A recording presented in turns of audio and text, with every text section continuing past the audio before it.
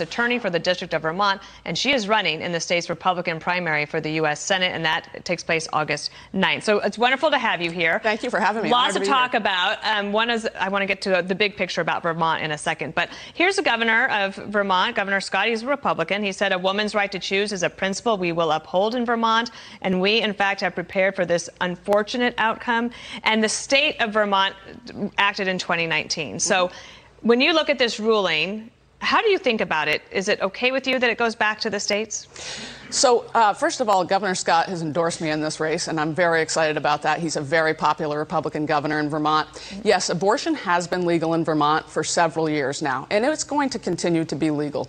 And I have said that as U.S. Senator, I will look for a federal legislative solution in the wake of this ruling.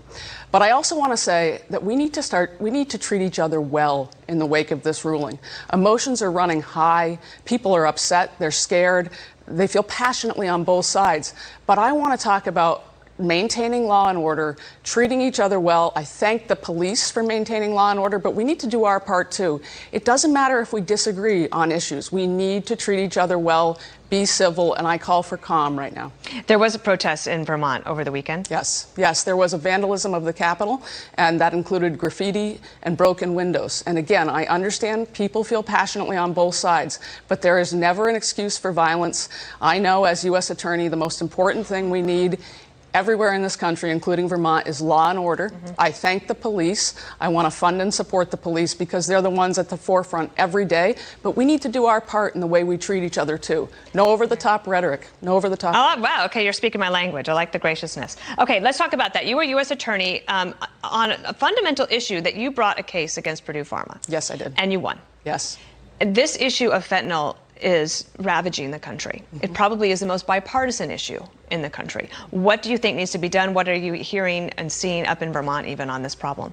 I'm so proud of my office for convicting Purdue Pharma, largest settlement, criminal settlement ever against a pharmaceutical company. We need to do two things. We need to secure the border.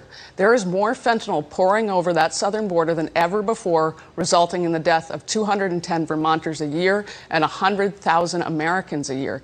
And we need to fund and support the police. My opponent in November has voted 3 times to defund the police. And that is Democrat Welch, Congressman Welch. Representative Welch. He's been in Washington for 15 years. He's a rubber stamp for AOC, the AOC wing of his party. He caucuses with AOC and waits for instructions from that wing of his party, and he's voted 3 times to defund the police. Police in Vermont just endorsed me. They never make endorsements, but they know we need somebody who will promote law and order. Do you hear about the fentanyl poisonings a lot when you're out talking to people? Is that, I just remember in the 2016, in the run-up in the primary, presidential candidates heard about that all the time. It's usually the first question asked at any town hall. I just had a parent come up to me at a breakfast in Barre, Vermont. He could hardly talk to me without crying. He was crying. He put his arms around me and he said, he told me about his son dying from an overdose death. He gave me a memento of his son, and he told me, please win, because we need somebody who knows how to fight this opioid crisis in the U.S. Senate. And then let's talk about inflation. What are you seeing in Vermont? How is it affecting people? And you think of Vermont as this beautiful, wonderful state to go to the summer in or to go and ski in, but there are people who live there trying to make their livings. What are they facing? They're having a hard time. They want to travel in the summer, but they can't because they can't fill their tank. They're making decisions about which meals to have and which meals to cut. They cannot make their bills. I grew up for part of my childhood with a single mother. If the inflation was what it is now, when I was growing up, I don't know how my mom would have made the mortgage. Vermonters are struggling in the grocery store, at the pump. The federal government needs to stop spending so much money on both sides of the aisle. Are you getting support from other Republicans across the country? Because sometimes people think, well, a Republican can't win in Vermont. But as you said, you have a Republican governor in Vermont. There have been Republicans in Vermont that have won. Are you finding that support? Vermonters are an independent-minded people, and that's exactly what we need in Washington right now, is someone who will work for people, not for a partisan agenda, and do the right thing. And Vermonters will elect an independent-minded Republican like me. Democrats, Independents, Republicans, all over the state. I go everywhere. They're telling me, I'm going to vote for you. We need change, not the same old in Washington. Christina, are you having fun on the campaign trail? It seems like it. I love it.